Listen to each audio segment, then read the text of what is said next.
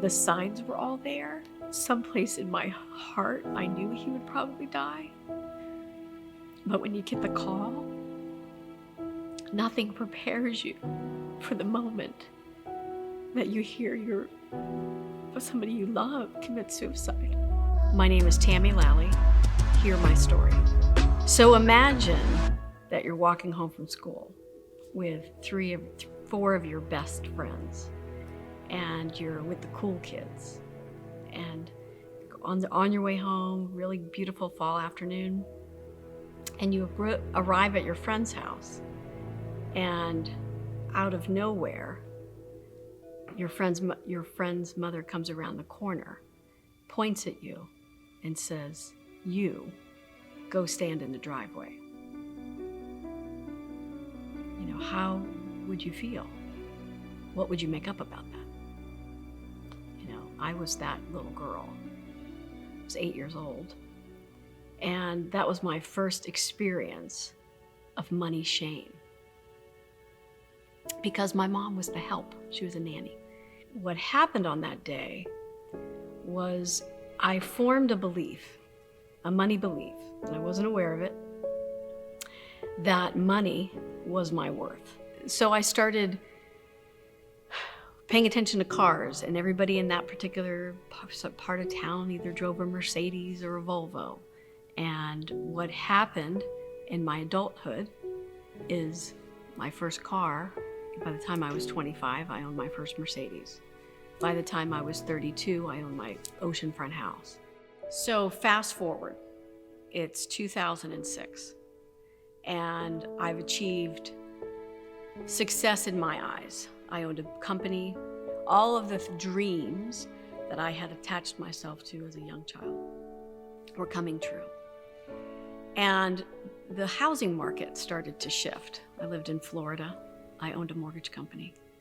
And in 2006, my income dropped 50%. And I didn't know what to do. 2007 comes around, and my income dropped another 50%. And then I started getting really worried and concerned. And at the same time, my brother, Keith, was experiencing a lot of financial stress. And he was reaching out to me for help, guidance, and also money.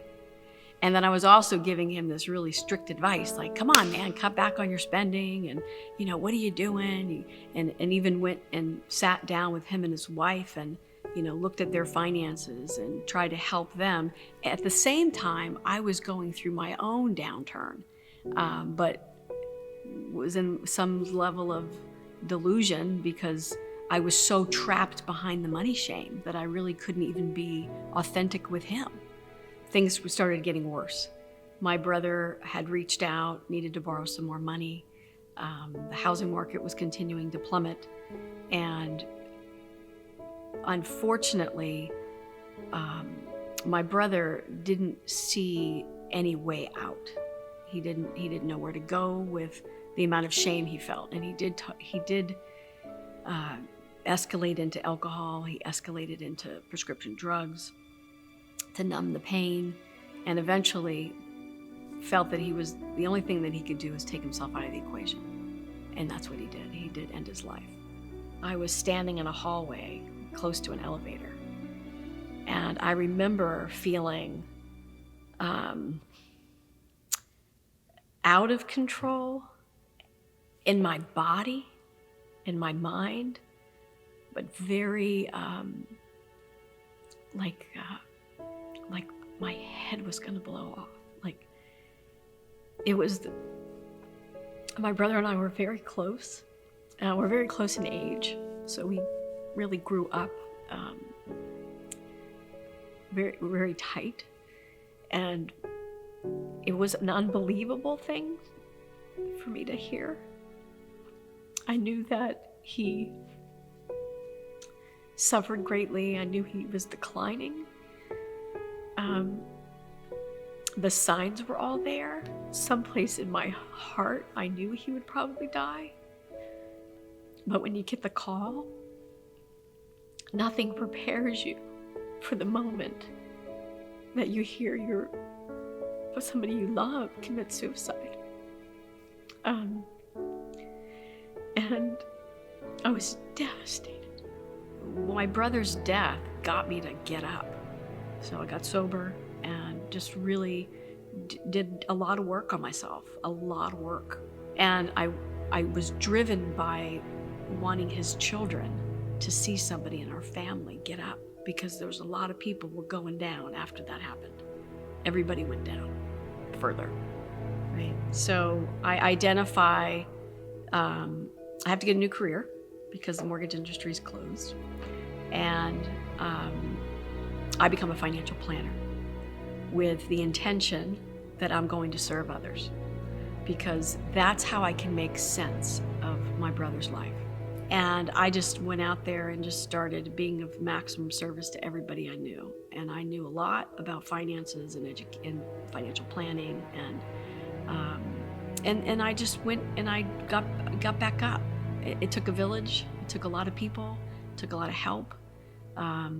But eventually I got back up, and my life of materialism that had blocked me from really a relationship with a higher power, for me, that was a big part of the rise. It's a big part of my journey, is that, I really wasn't relying on a God of my understanding. I was relying on money to get me what I needed, to get me what I wanted.